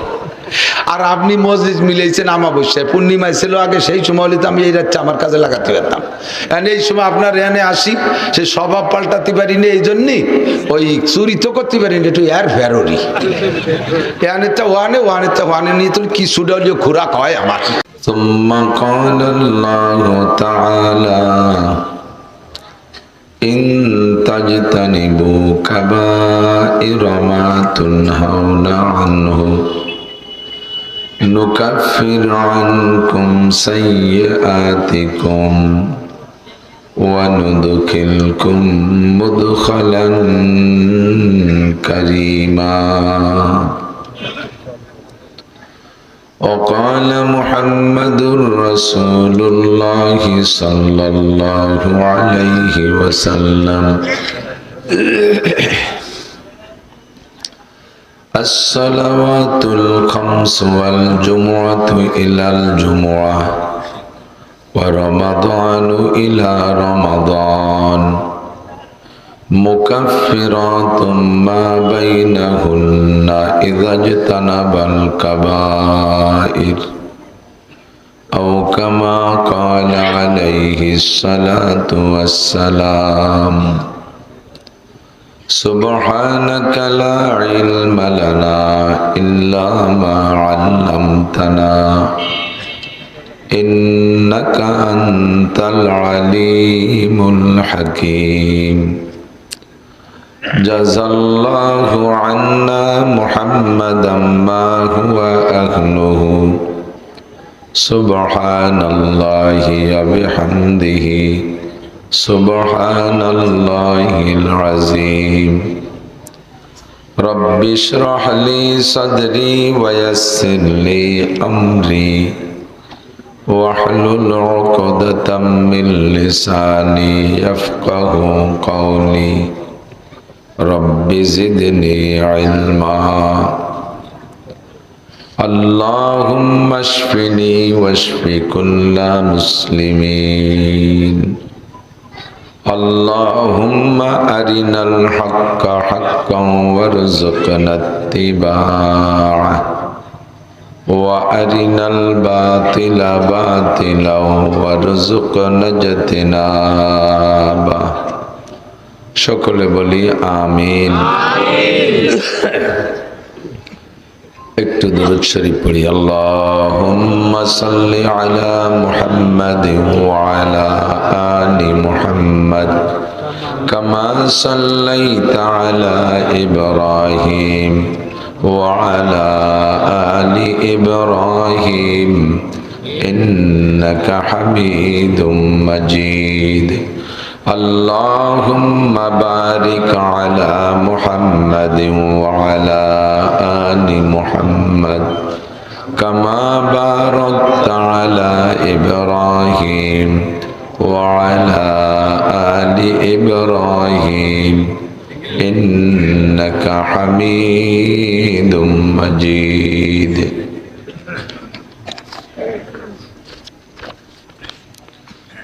ঐতিহ্যবাহী গোপালপুর রহিমা খানম নুরানি হাফেজিয়া মাদ্রাসা এতিমখানা শেখ হামিদ ওয়েলফেয়ার ফাউন্ডেশন কর্তৃক পরিচালিত একটি প্রতিষ্ঠানের উদ্যোগে গোপালপুর, আদমপুর, কৃষ্ণপুর, রসুলপুর, ফরিদপুর, মকসুদপুর বাংলাদেশের উদ্যোগে আয়োজিত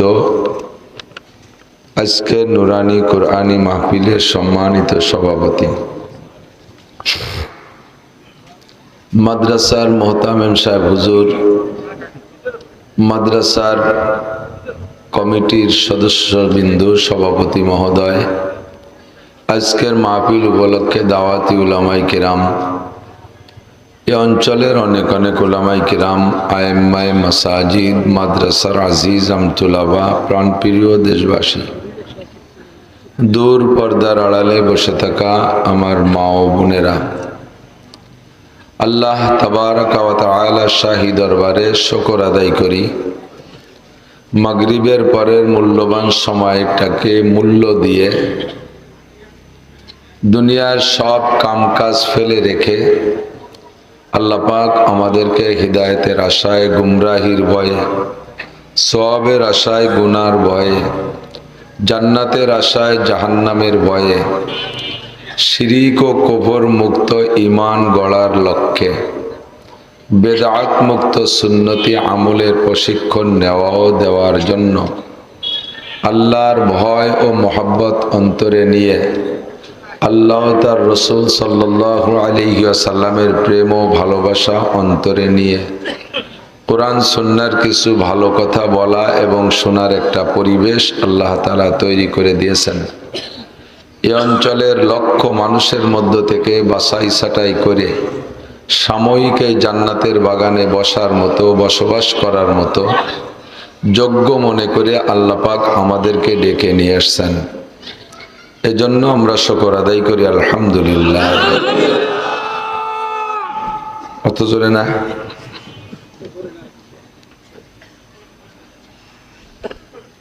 জোশের সাথে হুশ রাখতে হবে। চরমুনার পিসা হুজুরের বক্তব্য, শুধু জোশ হবে না, হুশ থাকতে হবে। আমার কোনো হরকত, সাকানাত, নাড়াচাড়া, কথাবার্তা আর একজনের ডিস্টার্ব না হয়, এদিক খেয়াল রাখতে হবে। তো আল্লাহ পাক রব্বুল আলামিন আমাদেরকে ভালোবেসে ডেকে নিয়ে আসছেন। আয়া নেহি হো বুলায়া গয়া হো, আসি নাই, ডেকে নিয়ে আসছেন। কে আনছেন? মাই ইউরিদিল্লাহু বিহি খায়রান ইউফাক্কিহু ফিদ্দিন। আল্লাহ তাআলা যার কল্যাণ চান, মঙ্গল চান, কামিয়াবি চান, তাকেই আল্লাহ পাক রব্বুল আলামিন দ্বীনের কাজ করার তৌফিক দান করেন। হুজুর আলাইহিস সালাতু ওয়াস সালাম বলেন, ইজা মারারতুম মির রিয়াজিল জান্নাহ, যখন তোমরা জান্নাতের বাগানের পাশ দিয়ে যাবে, ফারতাউ, তোমরা ওখান থেকে ফল খাও। কি খাও? জান্নাতের বাগানে ফলে তো ভরা থাকবে, ওটা তো আর কাঁটাওয়ালা বাবরা গাছ না, যার মধ্যে ঢোকা যাবে না। আর ফল ছাড়া গাছও না, ফাও গাছ জান্নাতের মধ্যে। আশাইল বাগান দিয়ে বোঝে তুই নেই, আশাইল বাগান কয় নাকি? আশাইল বাগান দিয়ে বেচতে ভরা না, ফলদার গাছ দিয়ে ভরা। আর ফল ও এত রেডি, একটা ফলও খাওয়ার জন্য সেকেন্ড সময় লাগবে না, ফল সুলা লাগবে না, সব খোসা ছাড়া ফল। আম খাতে সুলা লাগে, কাঁঠাল খাতে সুলিয়ে খাওয়া লাগে, আনারস সুলিয়ে খাওয়া লাগে, কলা সুলিয়ে খাওয়া লাগে। আর গুলো যেমন তেমন, কলা সুলা থাকাটা তো কেমন যেন উঠে, সুলা কেলা কইলে একটু গালি গালি ভাবছে, কয় না জান্নাতের ভিতরে গালি না। তলহিম মানদুদ, তলহিম মানদুন মানে ঝাঁকড়া ঝাঁকড়া কলা, তা খুশাবিহীন, ছোলা থাকবে, খেয়ে ফেলবেন। তো এই জান্নাতের পাশ দিয়ে যাবেন আর ফল খাবেন না, খালি খালি ঘুরাই ঘুরাই সেই আইটি চলে যাবেন, তাই নাকি? খাবেন না আপনারা? সাহাবাই কেরাম বললেন, হুজুর তো দুনিয়ায় রিয়াজুল জান্নাহ কোথায়, আর তার পাশ দিয়ে হেঁটে যে ফলই বা কি? হুজুর বলেন, যখন দেখবা রিয়াজুল জান্নাহ চিনবা, যেখানে বসে আল্লাহর বড়ত্বের আলোচনা করা হয়, আল্লাহর বড়ত্বের আলোচনা করা হয়। আল্লাহ ছোট না বড়? আরবিতে বলি আল্লাহু আকবার।